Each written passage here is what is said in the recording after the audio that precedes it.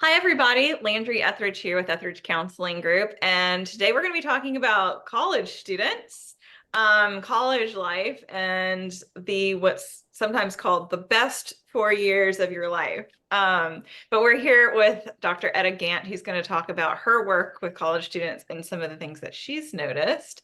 So, welcome, Etta. Hey, thank you. So you've worked with college students for a while now. I'm so curious. I mean, I'm thinking back to my college experience, and it was definitely a transition. There were some high highs, great, some great friend groups that I was a part of, a lot of personal development, but there were also some real low lows. I'm curious if what are some of the themes that you've noticed in your work as a therapist, with this population? Yeah, so you're totally right. That's usually how it goes. College can feel very inconsistent, and there's certainly a myth that it's supposed to be the best 4 years of your life. And so that sets some really high expectations that are very rarely ever met. I remember when I was in college, I was like, I really hope these aren't the best 4 years of my life because that would be unfortunate. Um, Yeah. Yeah, but, I see, like, 3 it's hard to say, like, one thing with college students because it's a huge, huge, huge Right, population, all right. different kinds of people, but I feel like there's 3 things that I see a lot, Hmm. and one is, students that have way too much on their plate. Mm. So maybe they are having to work multiple jobs to afford being in college and to maintain their lifestyle. And they're also taking crazy high amounts of credit hours and they're trying to have an active social life or be involved. And it can just be exhausting trying to do it all. And all of a sudden having even more responsibility. And then there's students who, especially like freshman year, first coming in, it feels like they are going through this massive transition of having had a routine and consistency before, and now there's hardly any of that. I mean, professors a lot of times don't even take attendance. I certainly took Yeah. advantage of that when I was in college. And there's just too much time on their plate. They're only expected to be somewhere like 10 to 12 hours total out of the week, maybe if they're even expected to really be there. So now all of a sudden there's just way too much time to know what to do with, and there's that routine is totally gone, and so anxiety and depression can just come like pouring into that open space. Mm. um, and then there's the whole new world of having so much freedom to go out and party and explore all that, which again, not a bad thing, but can Right, with easily, no parents waiting at home yeah. watching the clock or yeah. um, but that can easily just spiral, especially if you've got too much stress or if there's just nothing on your plate. That can easily become your whole life. And so those are 3 things that I see a lot with college students. Yeah, I mean, you pointed out that it's really a pretty broad, it includes every type of person, of course, but there's maybe some similar themes. Yeah, I mean, even semester to semester, it might be different of where you really don't have enough to do, and then maybe another semester where you just have way too much and feeling really overwhelmed. And a lot of times, yeah, going out, staying up real super late or trying out different drugs or whatever can kind of exacerbate what might already be going on or bring in totally new problems too that you maybe haven't dealt with before.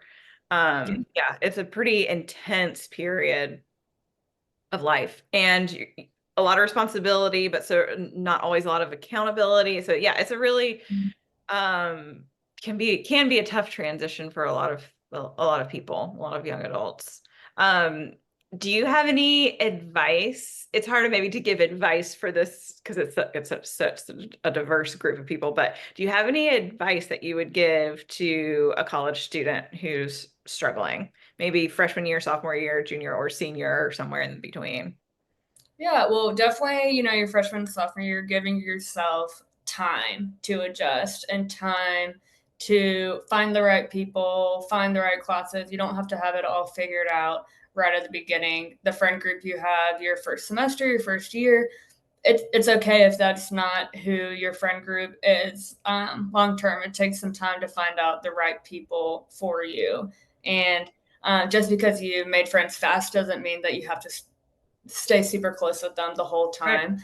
Um, Also really recommend exercise, especially if you have a lot of space in your schedule. Just getting yourself up to move your body can help inspire the motivation and productivity to start doing other things too. And if Mm. exercise isn't your thing, trying to do something like creative or stimulating, if you like baking or cooking, if you can cook yourself a breakfast or something like that, those can be great motivators. And then when it comes to drinking and going out, hangovers are terrible, and moral hangovers can be even worse of the What do you mean dread. by moral hangover? What is that? What is that? Moral hangover is when the day after drinking, you're consumed with guilt or anxiety about what happened the night before, or existential anxiety comes creeping in. It's when everything's exacerbated from whatever you're taking or doing the night before that exacerbates highs and lows. And so all of a sudden you're mentally um, either depressed, anxious, whatever, spiraling. That's all part of a moral hangover. Yes, yes. Yeah, that spiral the next day.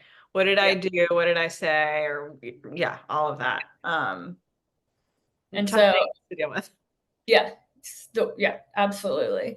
And so the things that your parents say are can actually be really helpful, like drinking water throughout the night, um, setting a limit for things like shots or liquor drinks, things like that, to avoid getting to the point where you have massive anxiety or guilt the Or it can next be day. debilitating.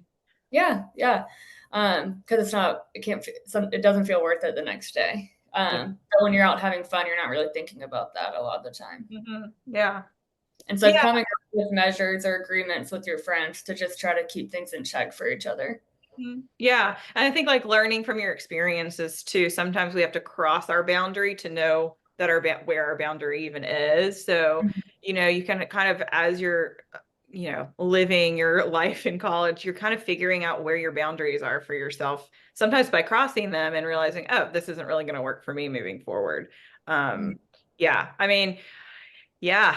Some good things to keep in mind. I love that you enjoy working with this population so much. I could see where if I were in college, I would love to have a cool therapist like you. I probably needed a cool therapist now that I'm thinking about it. Yeah, it could have done me a lot of good. Um, Better late than never, but well, thank you so much for chatting. It was great to hear some of your insights. Yeah, thanks so much. Absolutely. Thanks.